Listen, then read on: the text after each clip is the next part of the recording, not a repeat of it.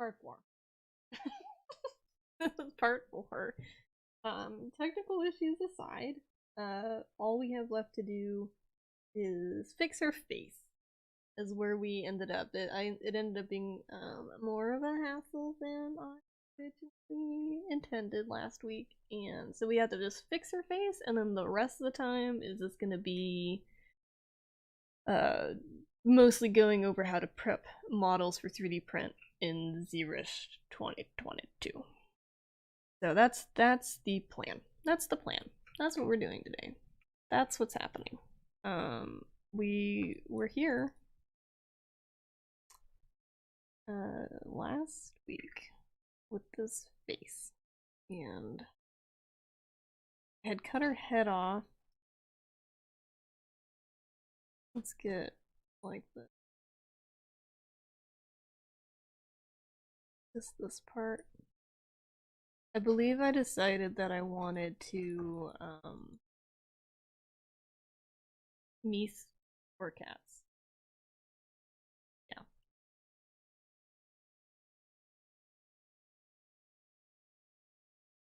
I believe I decided I wanted to use instead of using the teeth geometry that I had, uh, I was going to just create a new mesh and sculpt the teeth in the mouth, and then that way, because like I have to distort this mesh like too much, like it got weird when I started trying to move it around. So I think it will just be easier if I don't do any of that and just put a mesh in there. So I think because I like from a distance, I like her. Like if we were looking at this like a 2D thing and like it was just a line, I kind of like this shape. If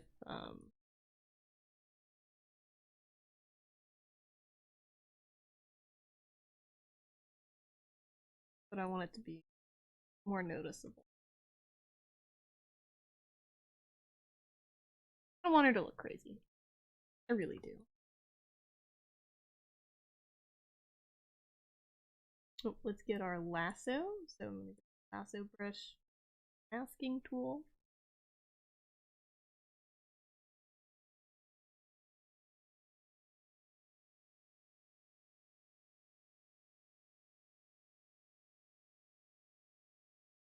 This might be too much. Overdo it.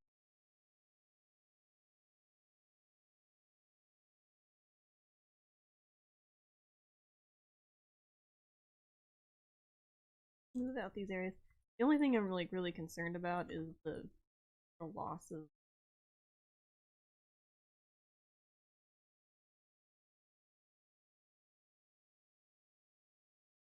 this here, because I want this to have a thickness to it, even though like technically it might have that thick because it's like a lip.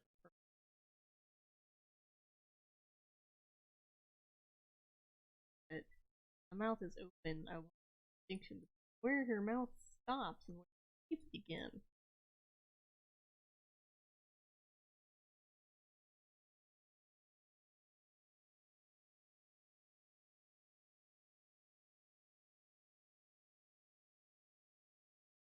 And I'm just smoothing some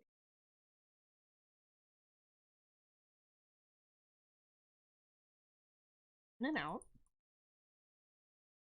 I've been mushing this marshmallow to fit inside of her mouth to act as teeth. And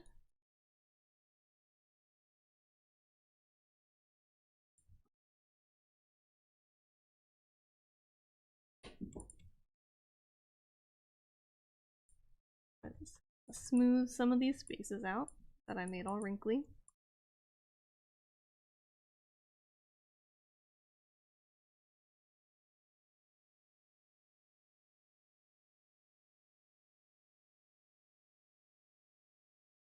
And then I was going to use the fangs from my original mouth. Those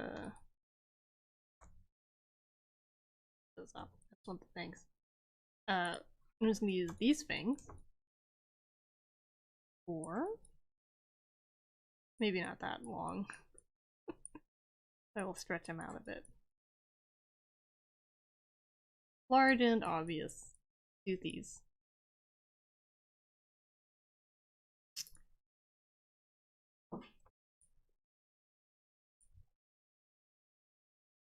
Flip them around. Give her little baby things.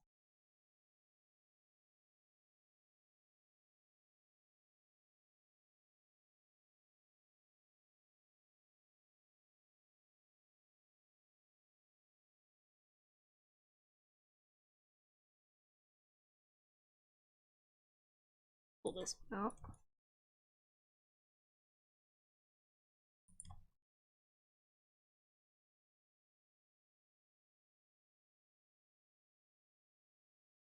So then because I'm gonna split our sphere out.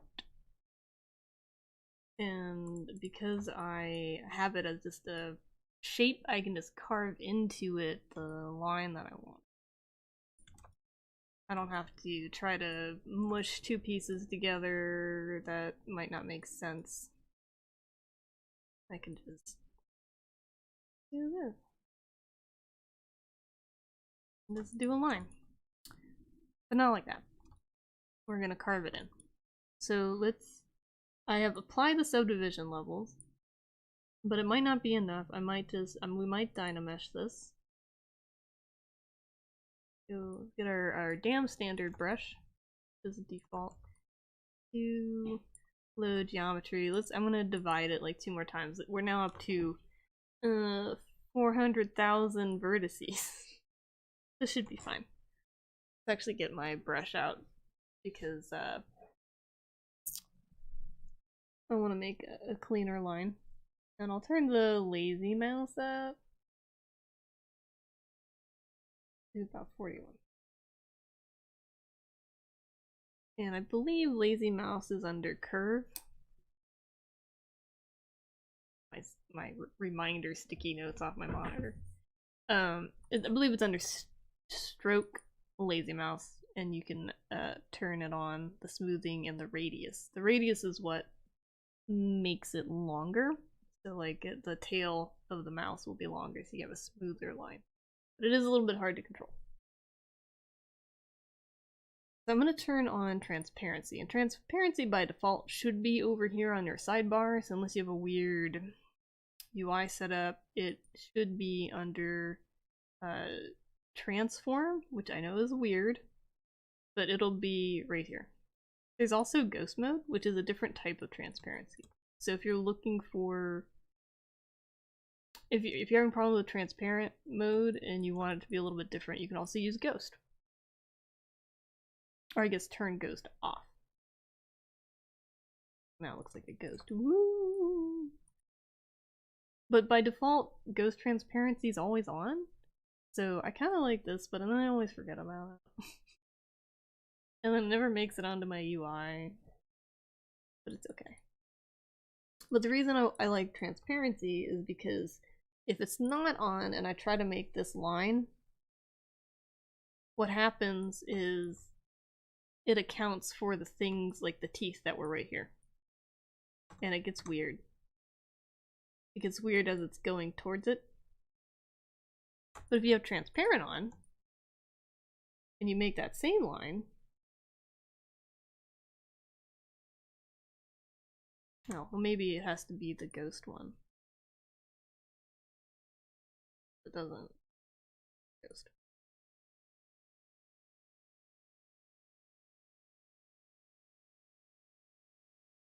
Yeah, it just draws right through it. Like that. Which is nice. It's a very nice feature to have. Because then you can still see, you have a point of reference to see what you're doing. Because I always have problems with remembering what things looked like when they were hidden because of the Fantasia. I don't remember anything visually. So, but then I could do this. I don't like how high up the line is now that I've made it.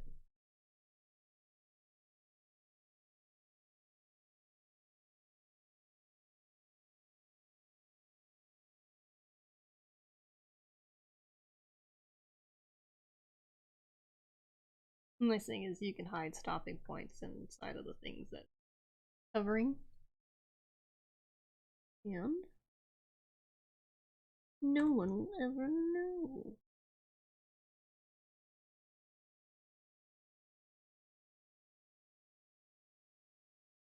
Alright, so I think I want to squish her eye down a little. I want to give her a bit more of a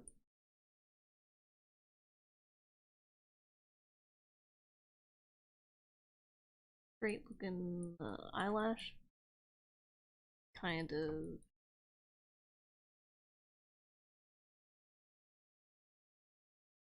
And she's very two-sided. I like this. So like on this side she looks like, you know, and on this one she just looks very excited about something. Probably treats. If we're being honest. Probably treats.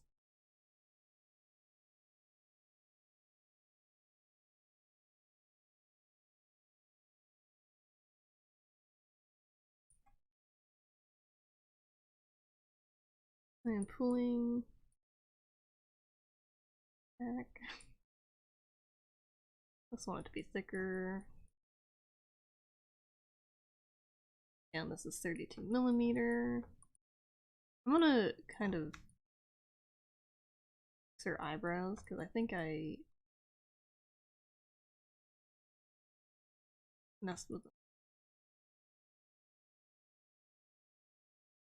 I don't even think you don't really see them all that well with the hood on, but that's fine.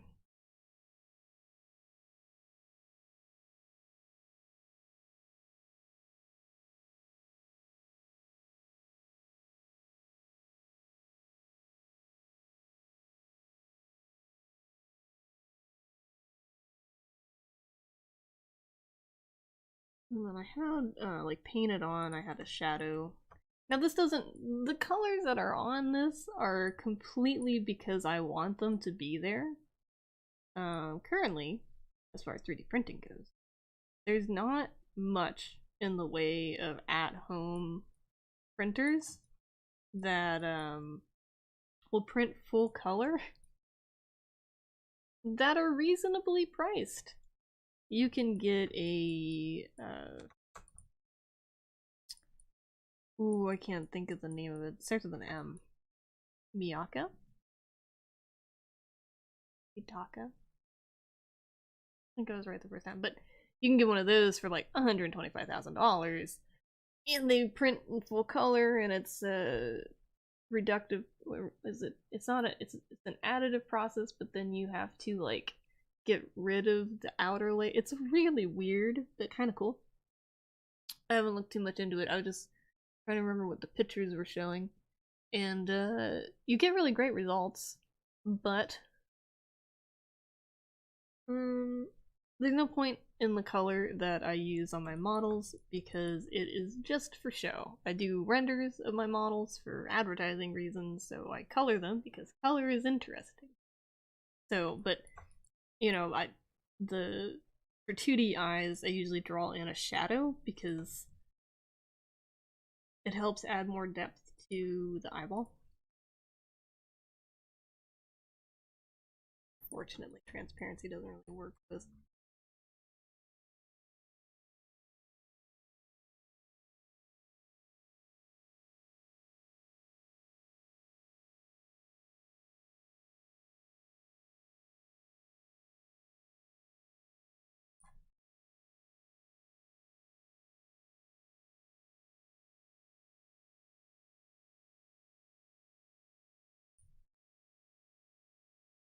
It just adds extra depth on the model where there otherwise probably wouldn't be any.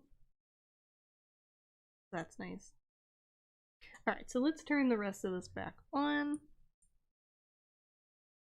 Oh, actually, I need to delete a few things. We're gonna delete this. And And these other eyebrows, we don't need those. I saved a bunch of duplicates of things because I wasn't sure when I ended the stream yesterday if I was gonna like it. So I even have like head without the weird doofy smile. But I like the what we ended up with. I like our doofy smile. So sorry, the cats are attacking the wall. There's a laser on the wall, so obviously. We're gonna turn everything back on. I'm holding shift and I'm clicking on a subtool and it hides and unhides everything. Very convenient. Alright, so let's see if there's anything. I think I want to rotate this tail. Is this like coming out of her backside weird? And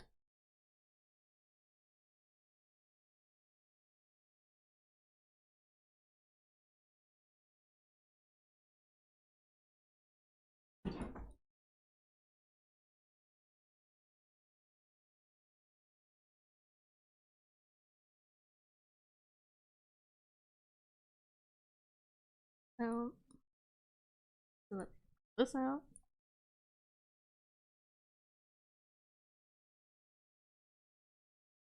Alright, so she's pretty cute. Oh, we got some overlap issues right here.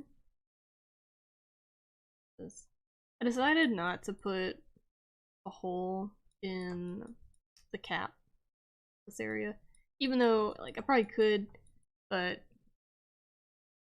I don't know, should I? Put a boolean cut there? Let's try it out. See how I feel about it. Let's split on mass points. And turn transparent on to see what's inside. Line it up. Good.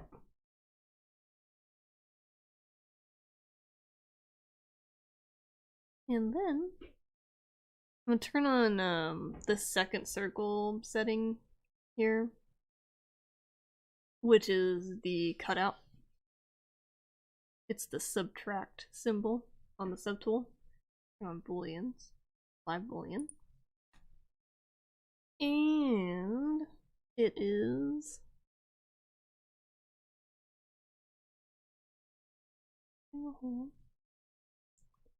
in the hat because it is above the hat. The subtools are like an order of operations, right? So I can I'm gonna make this a different color because it's hard to see what's happening. Alright. So, you know, I can just cut into this piece here, but it's cutting through the ear and it's cutting through the head. So how we would fix this is there is a, well, I only want it to cut through this subtool and below. So you can hit this arrow and it extends the arrow and it gives you a start flag. And so now it's only gonna cut through the things that are at this point and in between the boolean. So if I had multiple things that I wanted it to cut through, I would just have to have the top one of that stack and have like a bunch of stuff that you want to cut through and then just start the stack, and then the final piece will be the cut, and everything under that won't be cut, and everything above the start won't be cut.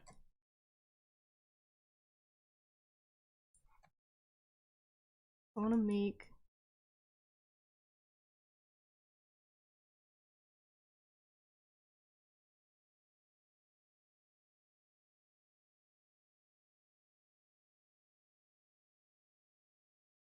I might do this shape.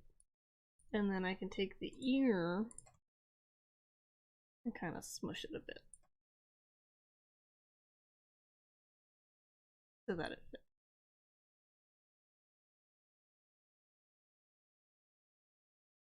Come on, get in there.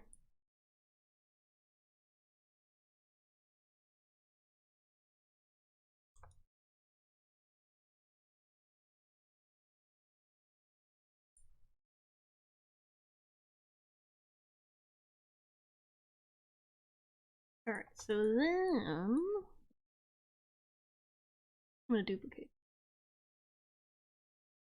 And we'll put it over.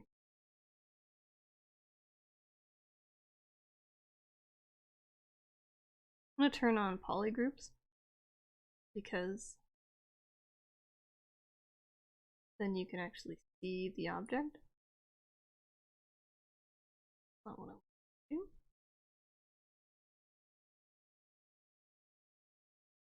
I'm just trying to reset the why won't you? I guess I didn't want. I guess the object didn't exist. With just the look, I don't know. I actually don't know. I don't have an answer to that one. Only speculate what happened.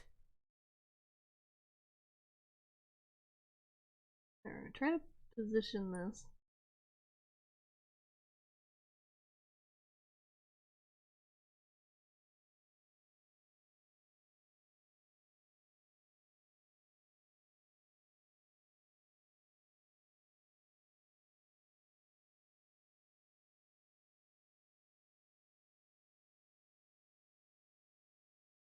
So that it kind of lines up with the. I think I just need to pull it back a little bit. That's looks lined up.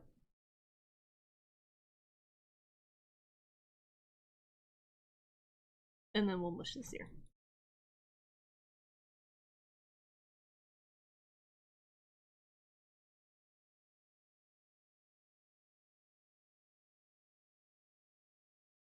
It's kind of tough to have something be like flush against another object without it looking like it's clipping.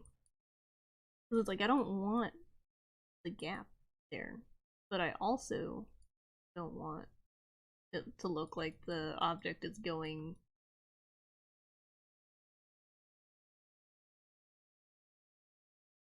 through the other object. I want too many things. I want too much, I guess.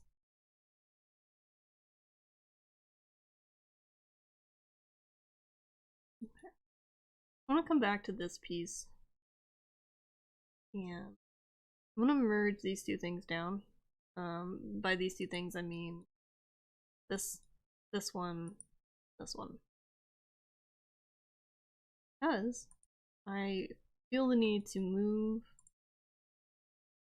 these shoulders again because I think they're too close to the arms, like the sleeve. It's not a big enough distance, like this is just too small of a step.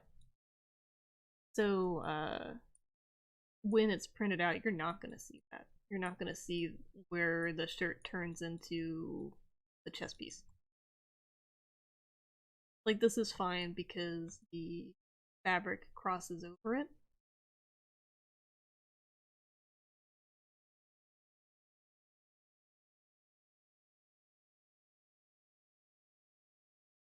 But yeah, I think that's a lot better.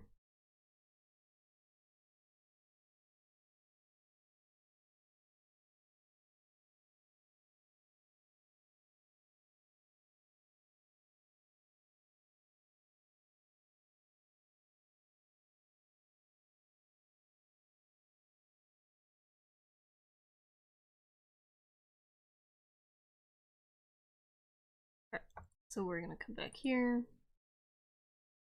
And I will split off these again where I split hidden. And Boolean cut. But I want to make sure that it's not going through the hood. And I don't think it.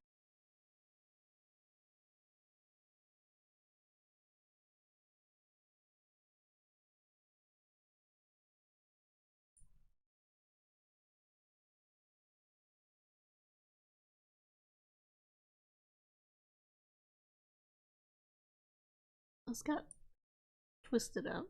And I don't want to deal with it later. I think I'm just going to pull it down. I'm going to pull this part down into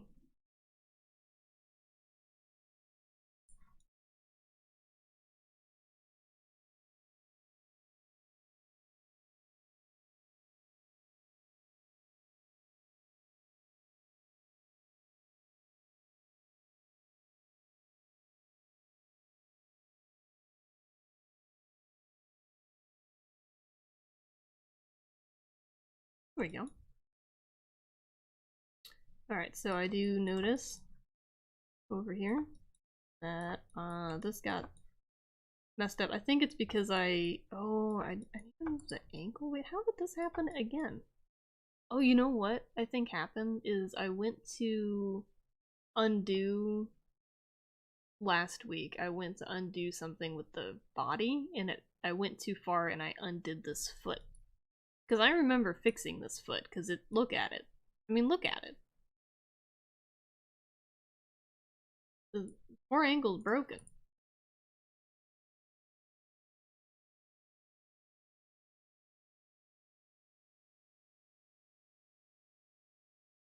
You know, like all the paw and everything's off too. So I'm gonna try to move it back.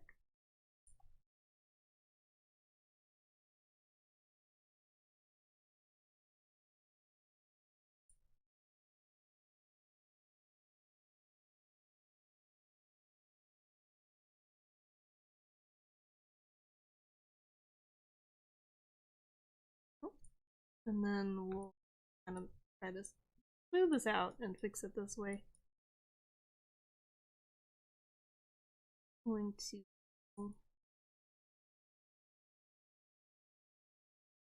kind of smush this up so that it's like a nice flat ankle again. Smooth that out. And that.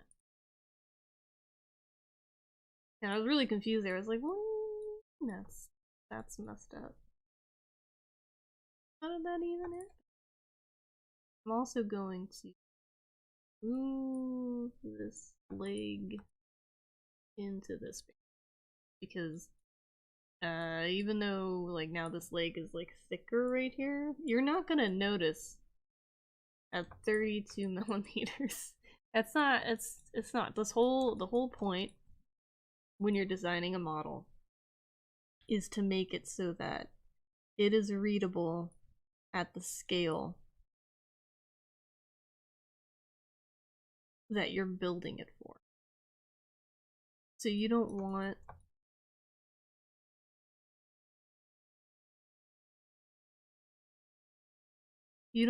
to make a model and have all these itty bitty tiny details and then nobody knows what any of those details are, nor can they see them or appreciate them.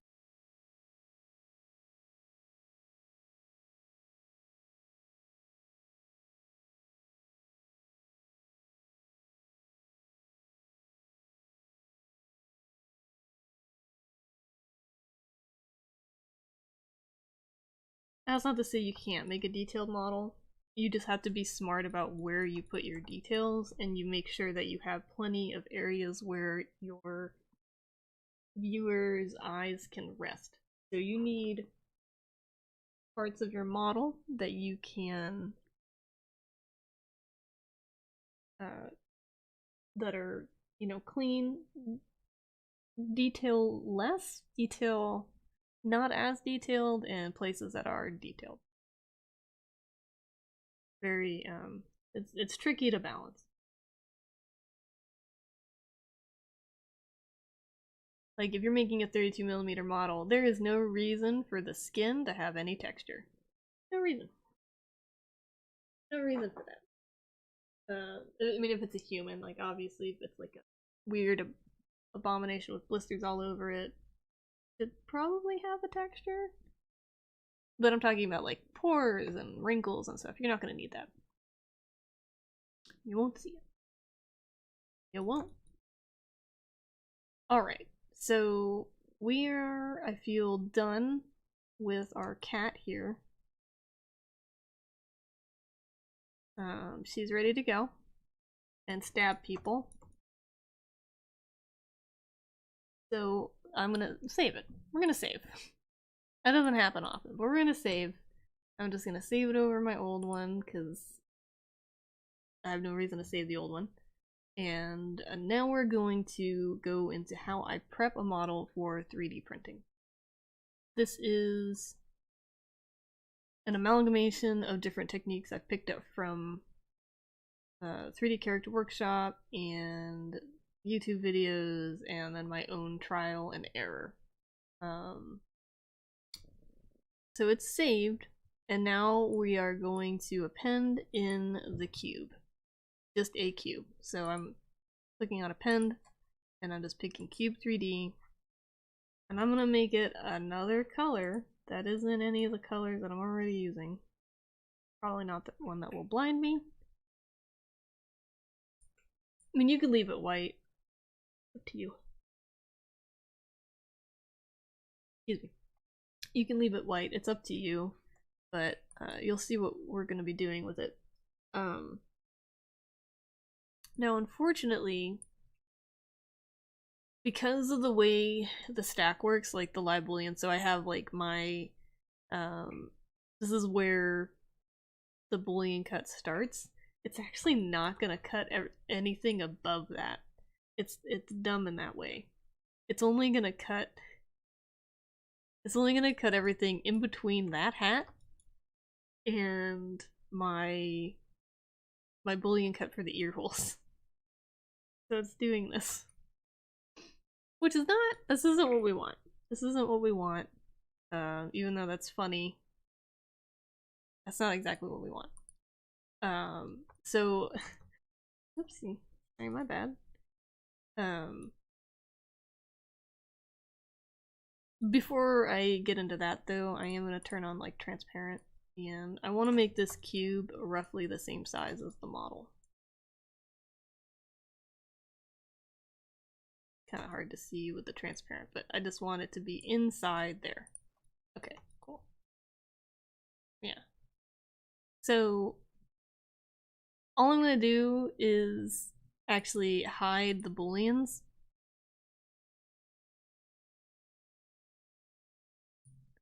I'm just gonna, the only boolean cut that is going to exist is this. That's it. And the reason why we have the cube is because the cube is going to help simulate the slicer. So you'll be able to move your boolean cube down, and you'll be able to see all these blue parts, whatever color you want. You'll be able to see where there's gaps and holes. So like, oh yeah, there's a big hole at the top of the hood here. And I don't want that. So even though this hole does kind of resolve itself, no one's gonna see that. No one's gonna be up there. No one's gonna paint in there. That's not, you don't need that hole there. And then your support guy, or you, have to support that, or it'll fail. No thank you, I don't want to do that. So I can just alt click on the object, even through the cube, because there's like a hole here, and the cube isn't there, it's a boolean cut. So I can actually click through the cube to get to this layer, the head layer. And I'm just gonna pull this up in space.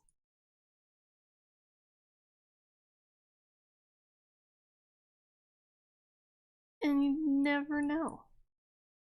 You never know. Or you could pull the hood down like this. Oh, okay. Easy. I put back face mask on and my move brush to move it down without messing up the top of the hat. Now I'm going to go back to our cube. And we'll keep going. And I do this process for the whole model to make sure I don't have any weird holes.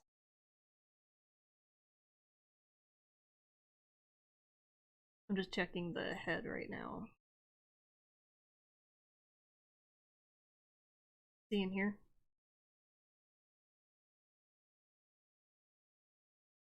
My sphere doesn't fill in at all the way. So there's a weird hole. And underneath, like where like the tongue would rest, right? So I'm gonna come in and select the head.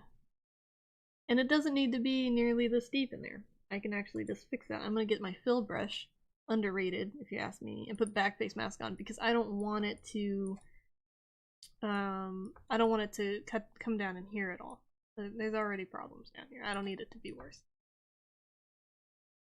And we're just gonna fill this in.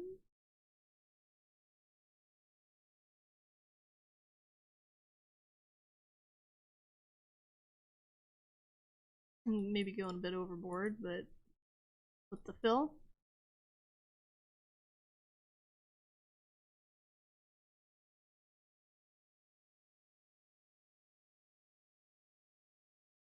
I just want to pull this.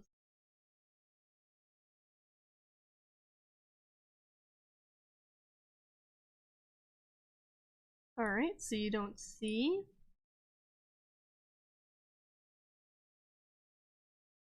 There's no longer a gap in there. Awesome.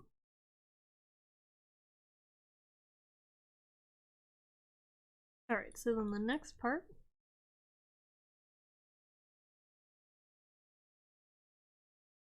is there's very much a hole right in here in the shoulders. This big old gap, which I'm just gonna come in and fill with.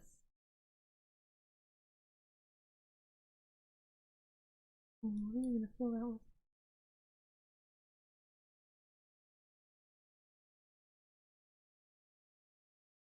Body? Oh, I see. I'm gonna pull the shoulder up in space. We'll see. Sometimes you need to like move the cube up and down to make sure that it's not. It looks like I didn't move it up far enough. So we're gonna go back to our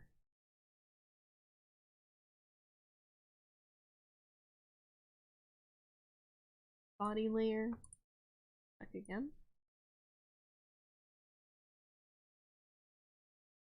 There's still a little baby gap in here. See that little guy? Now, I mean, it's up to you how you feel about what's acceptable or not. I try to not leave any room for error because I already make enough mistakes as it is. And I don't need help. If I can change it, I will. So it's not, I don't want there to be like, oh, there was a resin pocket in there and your whole build plate failed and then your machine exploded. I don't need that in my life. I don't need it. I don't need it.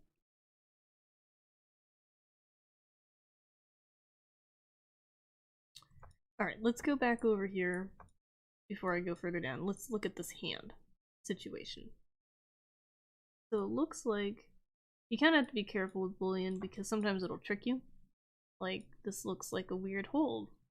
Geometry just floating in there, but it's just part of the Boolean process and you learn to judge and ignore certain artifacts that might pop up. Usually it helps, like if you rotate your camera and they like go away and vanish, I don't worry about it. I'm mostly worried about the hand. There's always holes when I try to like grip something with the hand because there's always a gap in there somewhere. There's always a gap in there somewhere. No? Oh, I did good on that one. Okay, well, there might be one on the other one. Alright, so continuing down. I'm looking at this hand right now.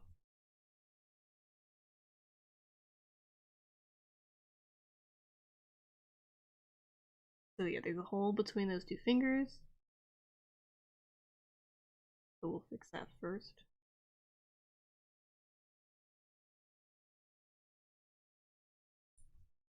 It looks like I'm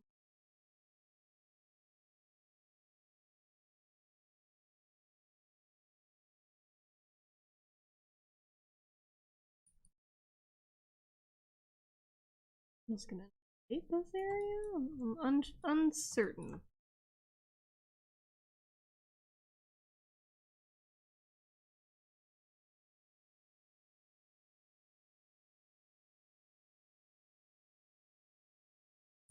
Double check to make sure I didn't mess up my hand. It did not.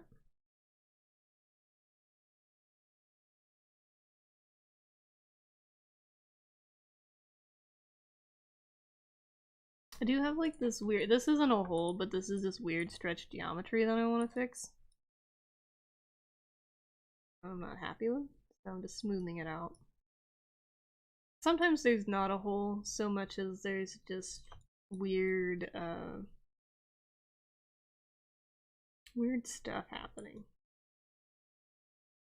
that you're trying to fix. Like, I kind of want this to have a more solid connection to the thing. Like I want the dagger to have a more solid connection to the hand.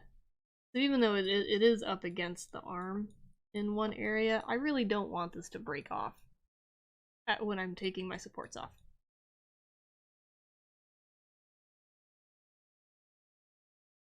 Oh, how did this happen? When did that happen?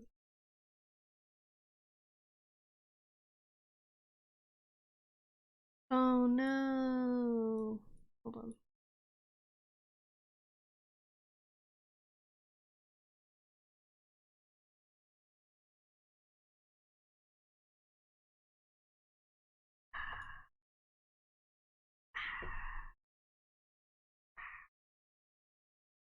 I didn't notice when I moved the foot over. It moved all the beans. I think what I'm gonna do, because I'm too far in, is I'm just gonna manually move these beans back.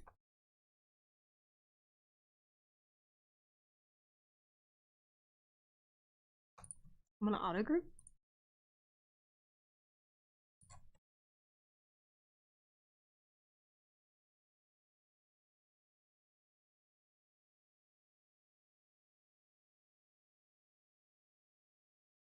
Well, you know what? You know what I can do instead? Hold on. I can duplicate this layer. We're gonna duplicate it. And then, so this is the one that's gonna have the good foot. And then the one with the good beans, I can undo. Undo back until beans are back. Which is basically at the beginning. The beginning of our session here. And then I do just auto group this and delete hidden. There you go. Wait a minute. Why are they still in the wrong spot?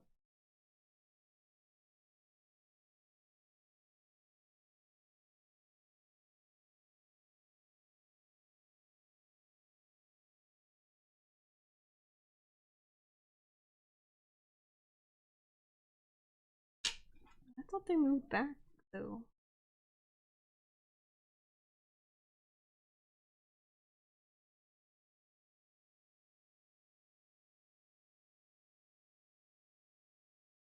Did my, because they're in place here. Oh, because I'm dumb, because because I didn't move them out of this one. This is the one with the good foot and all of it. So I'm an auto group, and then I will delete hidden. There we go. Man, I got real confused there for a second. No, like you don't even see the beans, but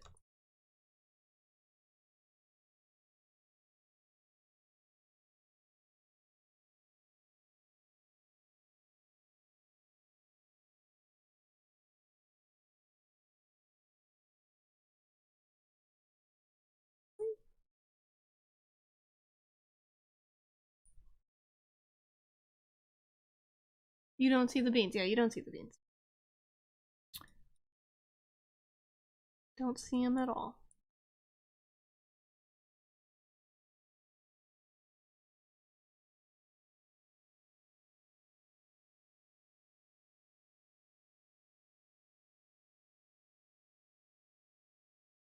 Alright.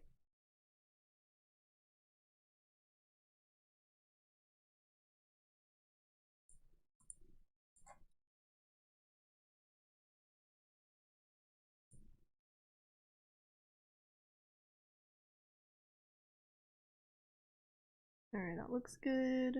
Double check. Clean. And the rest of this should be pretty gravy, because it's a pretty simple design. So, because I don't see any other holes in here. All of this is solid.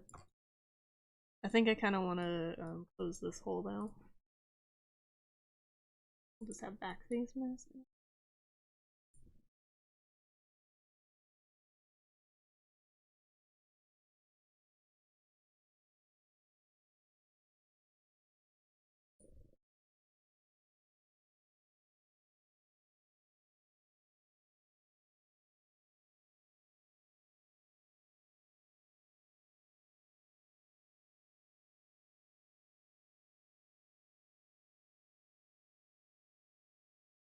Alright, that's good.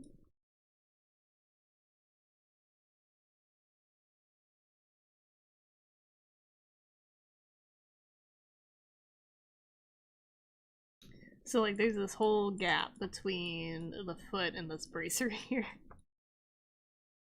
So we're gonna fix that. We're gonna fix that. That's an easy fix. So I'm just gonna inflate.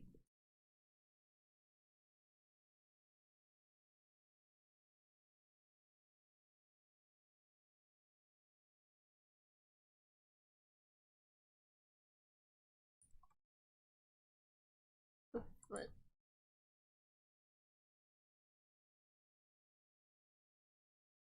And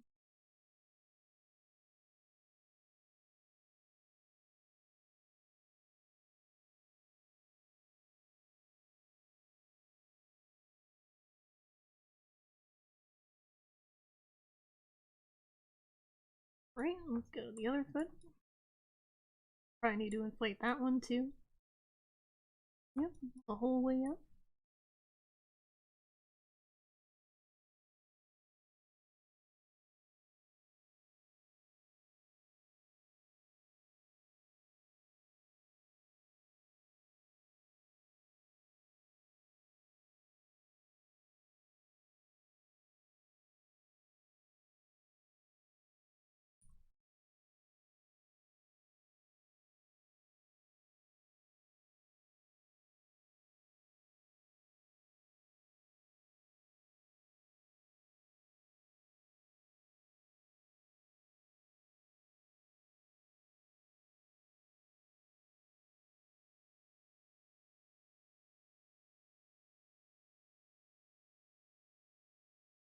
Alrighty. And that we're now hole free. So what I'm going to do is I'm just out of the way. I'm going to get my other booleans in order. So I'm going to turn the ear one on and the shoulders.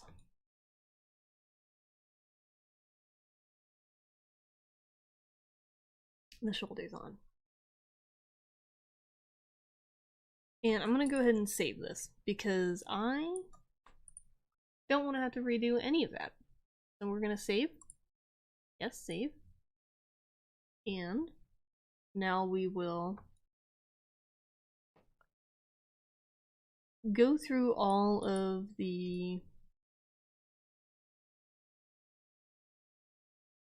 our subtools here and make sure that they're on an appropriate subdivision level, and then apply the subdivision level for ones that have dynamic subdivision. So like the daggers, you can very clearly see the faceting on them. So at like 32mm, you probably won't notice, but sometimes I print these out at 70, which for what I'm doing still works. Or like the way I model my characters, it still works, and it's not that big of a deal. But you will see the faceting if I left it. So I am going to add more dynamic subdivisions.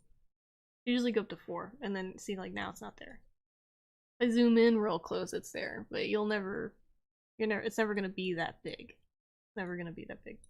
At least in my purposes. So if somebody scales it up, like life-size cat, then yeah, sure, whatever. But you can stand it if you're gonna put that much effort into it. You'll figure it out on your own. Okay, so we're gonna add, oh, this wasn't even at its highest level. That's why it looked weird. Okay. All these things look good. They're faceting on these. Nope. What about down here? I always forget about the tail. The tail is one that I always just forget about. And then these guys, which I'm glad I came back down here because I needed to adjust the little straps on the footies.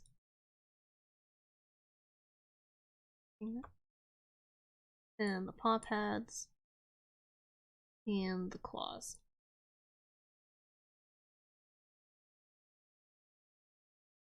Alright. So,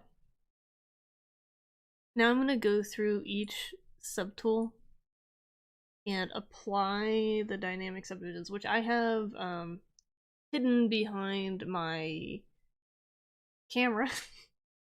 I have the dynamic subdivisions, but you can find them over here, and I guess I could just use it over here so you can see. But I'm just going to be hitting apply, and see now it has subdivision levels, real ones, on this object. So like my tail, for instance. And then you can hit the down arrow on the keyboard and just go to the next. You can just go to the next subtool. Is the hand paw pads.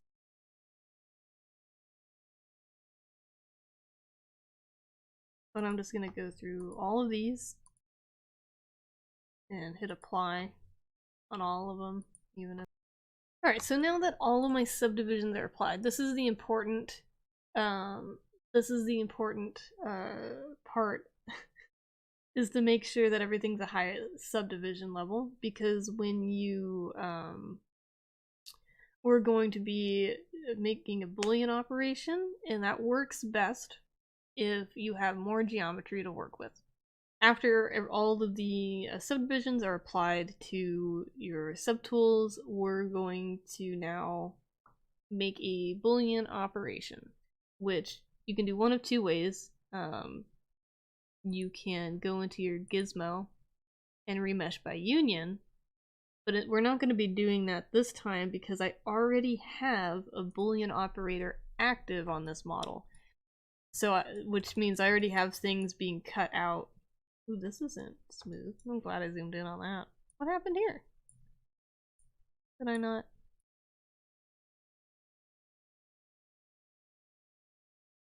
Did I not apply it?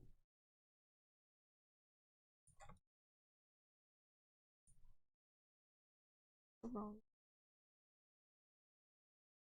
Where you at?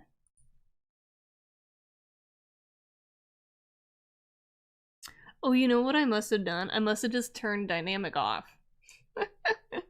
Okay, so we're applying that.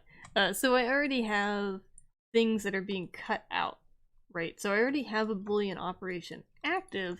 The only thing I need to do now is apply it. So where we do that is under Boolean, and this is in the tool palette, just where your subtools are. And you can click on Make Boolean Mesh. And this is the remesh by union operation, but also including the booleans that you already have. If you just go through the gizmo and you unify mesh, or remesh by union operation, it will ignore your booleans and just stitch it all together as if they didn't exist. You don't want that. I don't want like weird cones sticking out of the hat. Like that would be weird. So we're doing it this way. And we just gotta wait. And this is going to make a whole new a whole new tool up here. It puts it over here. And what ends up happening is because I have sections with separate pieces, like this, I had the start right here. It put everything that was below this piece and down in its own subtool. So I end up having two separate subtools. Alright, so we're gonna merge these two things down. Merge down into one subtool, and now we're gonna remesh by union. I already have all my booleans cut out. I don't even need the live boolean on. Don't need that. So we'll go into the gizmo and remesh by union. This is an operation that takes place inside of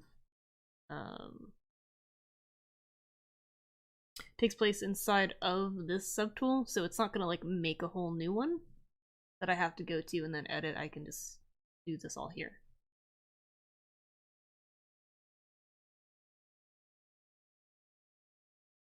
Waiting for ZBrush to figure it out. Alrighty, so it looks like it finished with no errors, and if we look at the polygroups, in theory, they should all be stitched together like this. And it would have, now it's like cutting out, you know, holes for where everything should go, right? So now we're gonna auto group, because one of the things these processes do is they create islands that aren't connected to anything. So we're gonna auto group, and I'm gonna control shift click on my object, that's what hides and unhides things. And if I hide the mesh, we have a bunch of geometry just kind of randomly floating here in space. There's some over here. There's little specks over here. And that's okay, that just happens, it's fine. So I'm gonna hide the internal geometry and I'm gonna delete hidden. And we're gonna look, our geometry is, it went down by like 1,000 geometry. Not a whole lot in the grand scheme of things, because this is like 5 million vertices. Ridiculous. But we're about to decimate it. I'm gonna auto group again, and just double check. It's, you know, while I'm control shift clicking on this, and it's not disappearing, so I have no more islands to worry about. I used to do a thing where I would like close holes and weld points, but that ended up actually making more work for me later, and I only use those if there's something else wrong with the model. Once I get this decimated and put into Lychee, which we'll do in a second, if it's red, then I know I need to come back and maybe adjust something else. But as it stands, just deleting the islands on the inside of the model should be good enough for your slicer to say it's a solid and good model. So next we're going to decimate this. Now, you technically don't have to. However, most slicers, like most other modeling software, can't really handle 5 million vertices at a time without being very sad about it. And if you're trying to print out a whole build plate of these things, you're having a bad time and you're gonna crash your software. So I usually decimate to a little under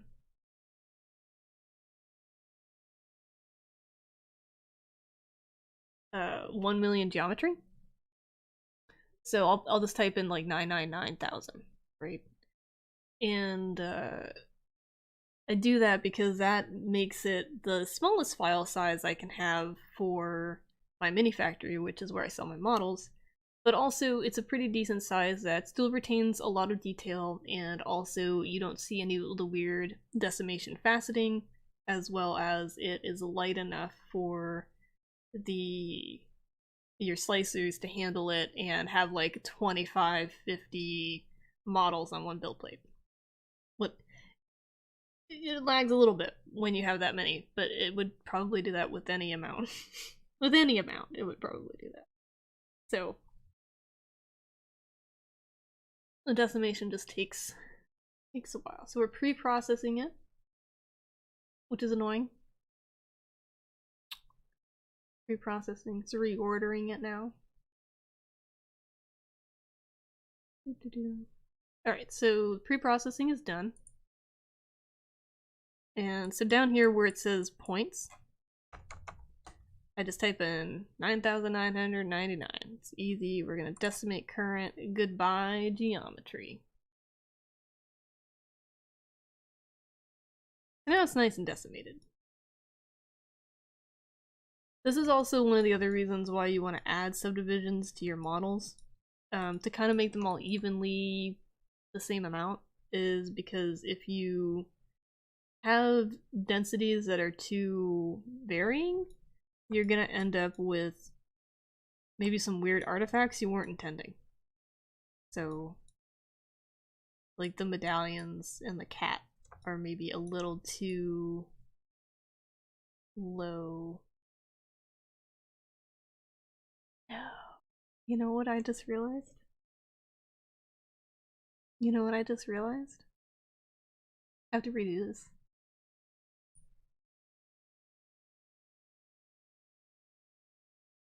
I'm gonna, oh, hold on, I need to delete this.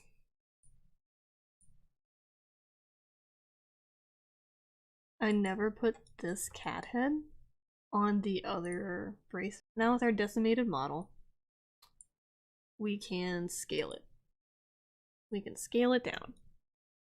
And I usually, I want all of my minis to be about the same size, so I tend to open up an old file that has like the first set of this in here. So I'm going to open up my Artificer set, and then delete this.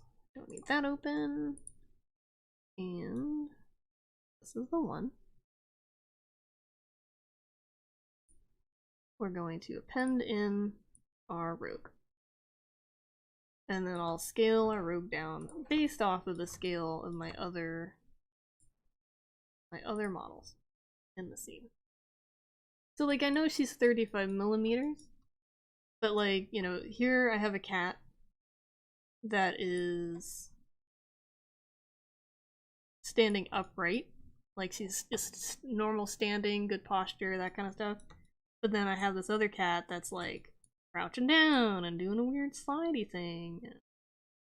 Try to get their paws the same size.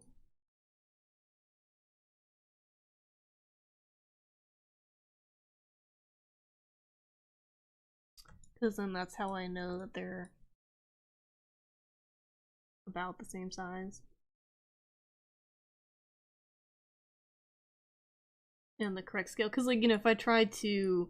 the scale works at you're at the bottom of the foot to 35 millimeters. And this ruler I have is from the 3D Character Workshop. I'm not going to get into how I handle scaling right now, but it's all based off of a pre-identified shape that is a specific geometry, and you set your scale to that world.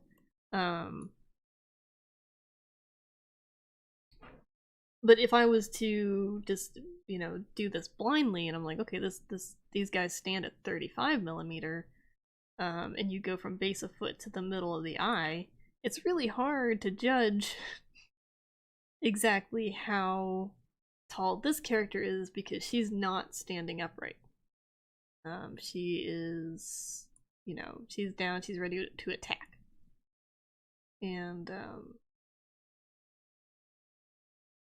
but like their heads are like the same size, the paws are the same size,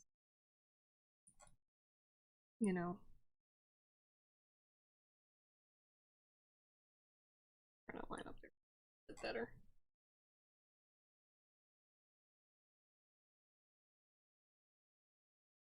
It looks like her head's in the hood. You get the point. Is this character is crouching down, therefore she's the same size, but she's technically the same. She's technically shorter because of how she's standing. So I'm gonna delete all my other stuff out of here. Now that I have this one, I'm gonna leave her in here.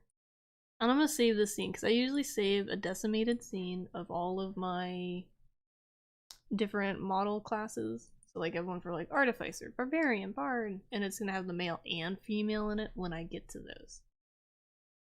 So we'll make a rogue decimated. Normally I don't do this process until I have both the male and female done, but for this case we're just gonna be focusing on the female. So that's I just was doing one. We're not gonna start the rogue male up. But now that I have this to scale, I'm gonna hide the female, and we're gonna export this. So with the scale object selected, so my ruler, this is the object that I know exactly what the dimensions are of. I'm going to update the size ratios based on it. And then I'm gonna make sure with export options, select visible if this is applicable. And then we're just gonna export to STL. Just save that right there. Subtool name as the name of the files. Alright, my files were sufficiently exported. So now we will open up the rogue. So I opened up the wrong one. But that's okay, because I just realized that I don't have a scene set up for... There we go. We'll just do this. I opened up the ruler in Lychee. So this is Lychee, I just opened. And we're going to put our rogue, we're going to just drop it in here. The STL file.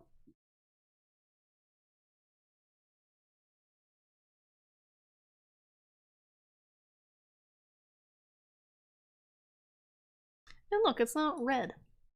Look at her. Look. Look, perfect. Perfect almost every time.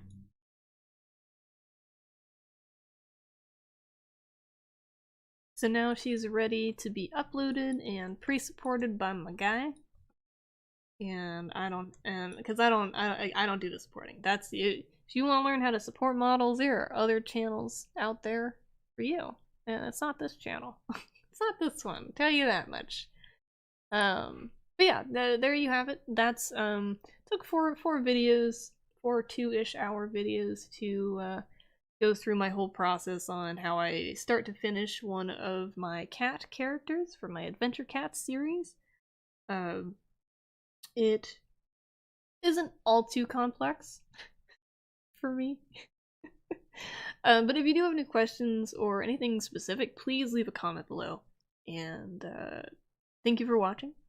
Also, make sure to like and subscribe if you like this content and you want to see more. I probably won't be doing any more live streams,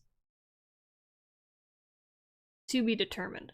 I'm gonna be trying to work on like an actual video, probably more in depth about the scaling and how to prep models with a bit more information on it, and instead of just kind of flying through it.